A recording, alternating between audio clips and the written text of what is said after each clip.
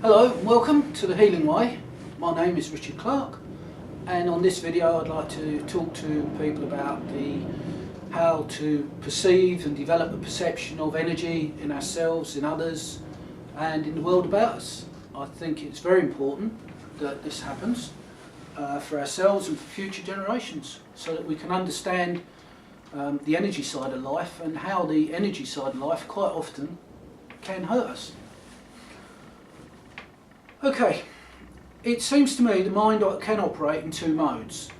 There's the mode that most of us use all the time, which is the analytical, analysing, intellectual thinking mode. And this is very popular. Wherever you go now, everyone is using this way of thinking, and it all relates around knowledge and memory and thinking and books and intellect and everything else.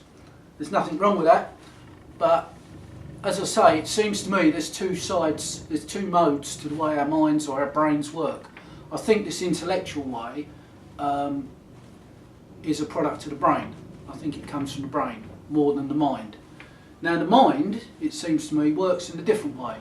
The mind is a very perceptive field.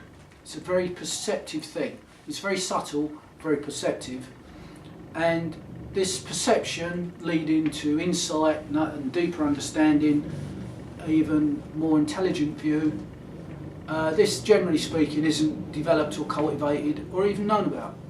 Who even thinks in these terms?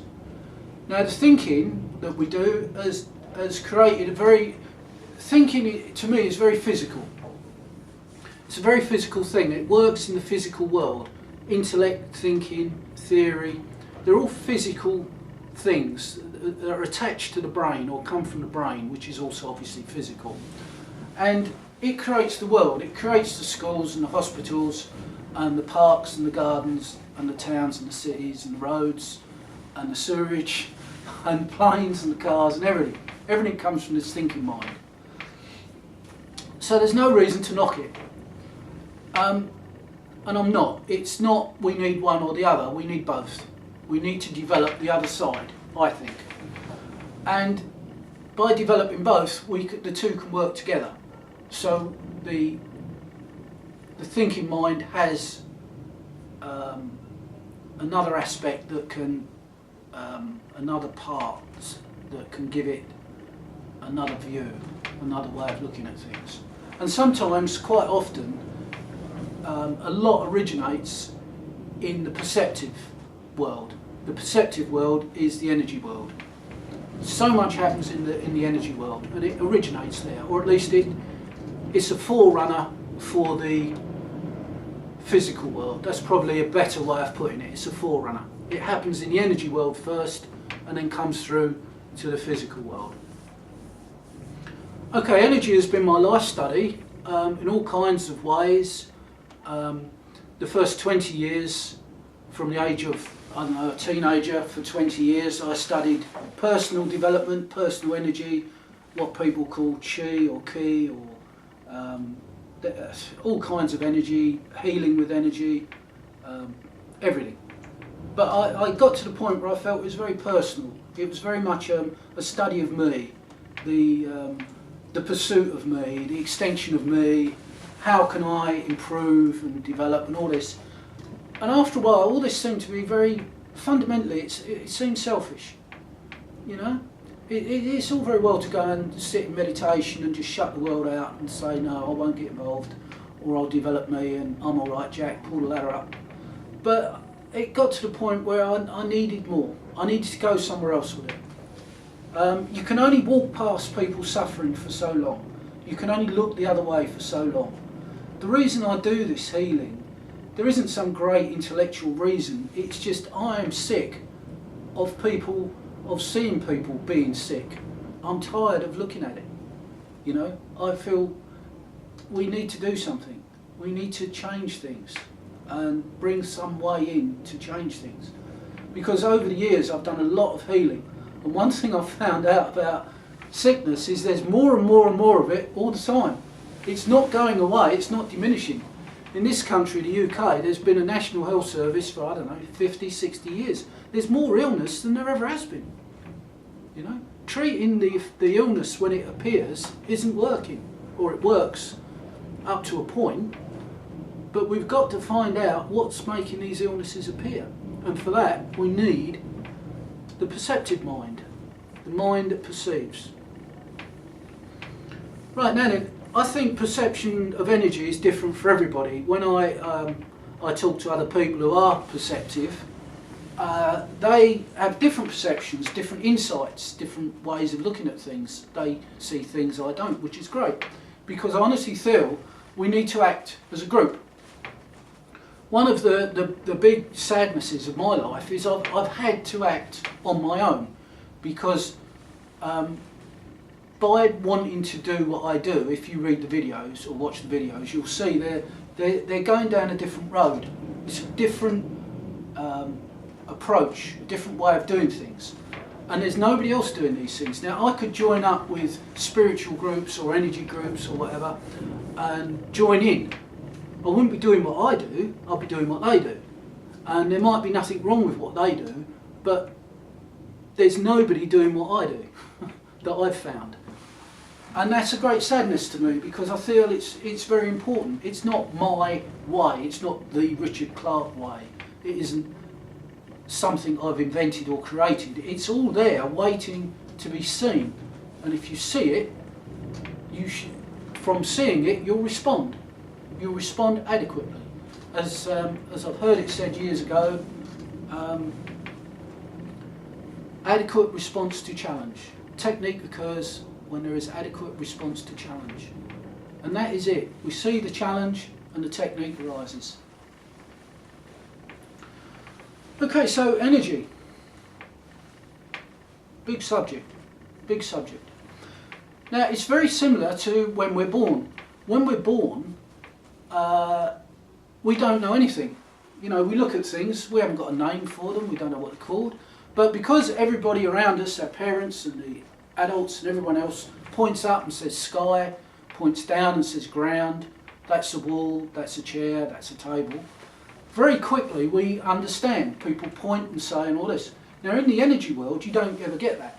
You look at something and you just look and you think, well, what is that? There's no label. It doesn't come with a label.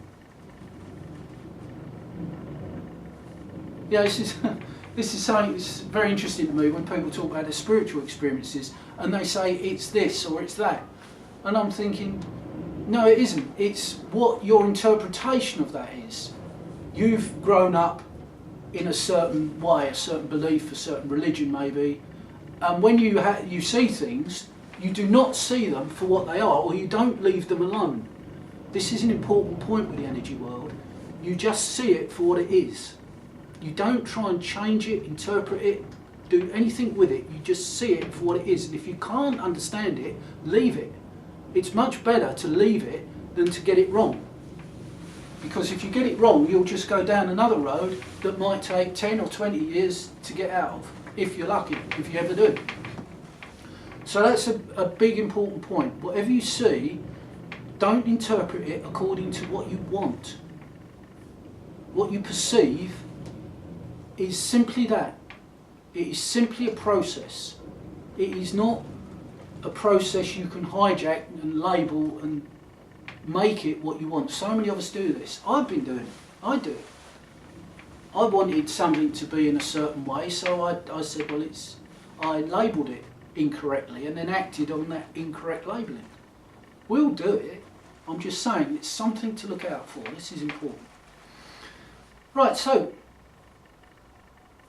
mind and perception as opposed to brain and thought and intellect, or not opposed, but as well as.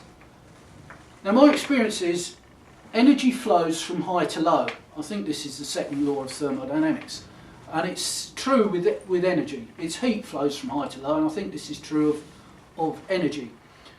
Now then, energy. Energy can be very physical. There's physical energy like electricity that can be detected. Now, we scientists understand energy, or at least know of its presence, will admit to its presence because they have instruments that tell them it's there, or they can detect a force or a power is there by how it affects the things around it. So we've got four main forces in the universe that we know of: the strong and weak nuclear effect, gravity, and electromagnetism. And they're easy to spot because of instruments or deduction, or if you want, you can ask someone who's had an electric shock. They'll say, yes, I can testify there is such a thing as electricity because it laid me out, or been struck by lightning or something. So these energies are simple energies in the sense they're easy to see and they're fairly easy to recognise. And I call these physical energies because they have an impact or an effect, a gross effect, let's say, on the physical world, on existence. Right. Now, energy is, there isn't energy and matter. There isn't one energy, one matter, and that's it. There are degrees of energy. It's like a cascade effect. And it starts very, very fine.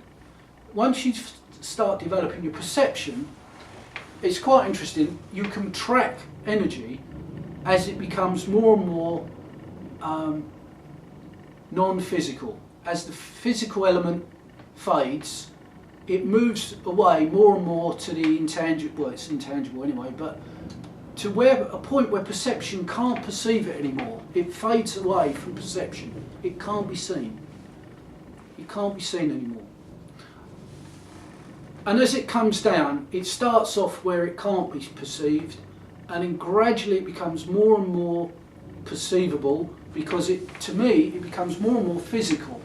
So you get to the point where it's crossing over from, that's not right, it's getting to the point where the energy that is very physical but not yet totally physical controls the physical.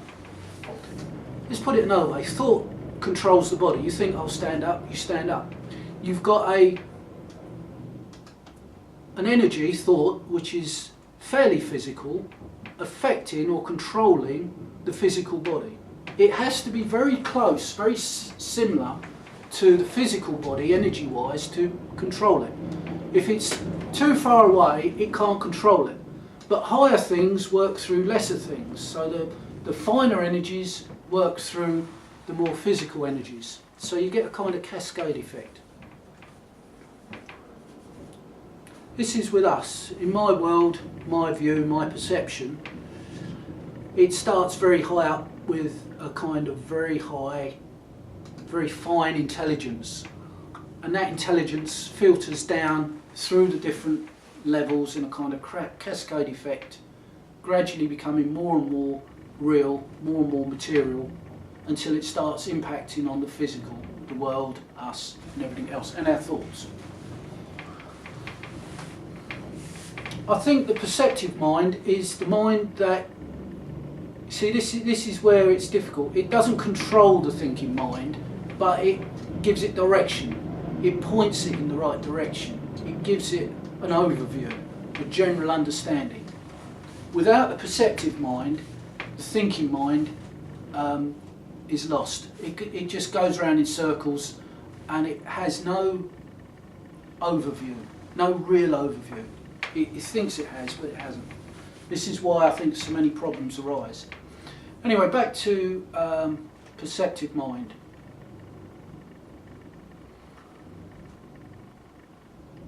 And healing. How the perceptive mind applies to healing.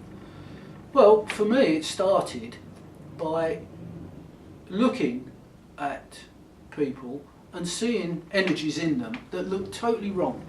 Totally wrong. If you can imagine looking at the smoke and the fumes that come out of a car exhaust, and then take that picture and put that into a person, and you look at people and they're absolutely full of these kind of fumes and this pollution, and you look and you can see, you can compare the two.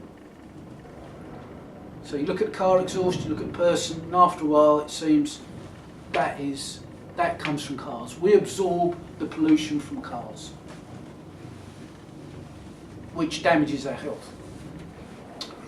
That's fairly simple. Then it went on to seeing things such as the material, toxic bacteria, the material that goes in from insect bites, all this that I'm talking about. And as I say, it's very important to be able to look and perceive, and not to have a conception of what it is, not even to think about it. It's a vast experience. It seems like it takes forever, and I've been at it for years, and I feel like what I don't know would fill a warehouse. It's huge. The amount there is to know. It never stops. It never stops. But rather try to understand than just to give up and sit in the corner, I think. And I'm only one person. This is only a start. Hopefully others will come on board. Other people will say, well, I've thought that all my life. You know, I just never put it into practice. Okay, now there's direct perception with the mind. It's easier to start with the hands. I mean, we perceive through our hands when we touch. We touch things. Now, what you can do to start yourself off is you can put down a load of objects and just pick them up with your eyes closed and just feel the texture. Try to feel into these objects, whether it's whatever material is, and you can say, this is the texture of glass, this is its feeling. You can go deeper. It contains something, it's got water in it. The water is amazing. It's like a fluid, it's like an energy that's fluid. It's amazing stuff, water. So you can start to feel, perceive. That's something else that the perceptive mind needs to do, is to perceive the textures of things, the energy textures. That's very important. Here's a piece of wood.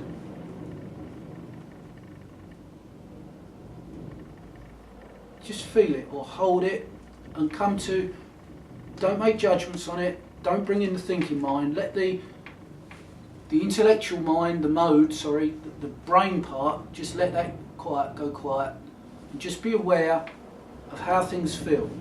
Be aware of textures and surfaces, and all the time this perception, start to open the mind up to perceive. We surround ourselves in a world of synthetics, and they're not very good. They're not very good for perceiving. If you touch something that's synthetic, plastic, that's it. Perception does not go anywhere with this. Does not go anywhere. Plastic is just a hard solid with nothing in it. It just blocks perception. And this could be why perception falls down so much. But you can feel organic things, natural things, like walls and bricks, grass, ground, anything, and then you feel the life. Okay. These are only suggestions to start, to get going, to start to try to understand or try to open up perception. And if you can just stay with perception and you find something like an illness and you make contact with that illness will reveal itself to you. It will explain. It's like a book that it gives you, and you read the book of its life, of its life story. Yeah, you read its story, and from its story comes the answer. And the answer is always accommodation. With the insect material I've been talking about in other videos, it's not there to harm. It's doing a certain job. Unfortunately, it combines with other things that cause harm. But it's not there to harm. And if we attack it and try to harm it, it will dig in. It will fight back.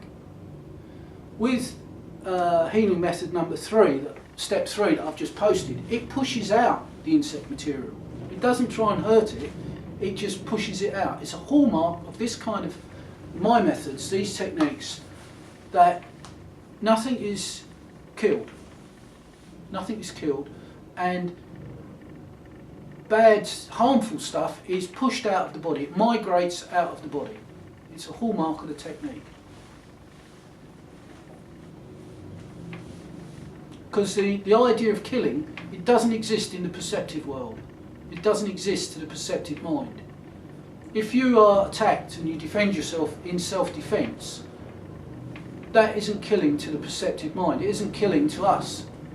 We accept that self-defense is a legitimate reason to kill, but it isn't killing. It is self-defense. And the mind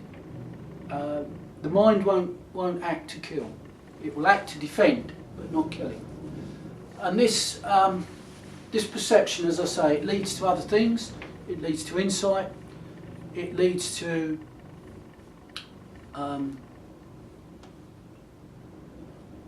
I don't know if it's right to say it's the higher levels of the mind. It's as if there's an elevated understanding. That might be a better way of putting it. There's an elevated understanding. And this whole process might be seen as a form of meditation.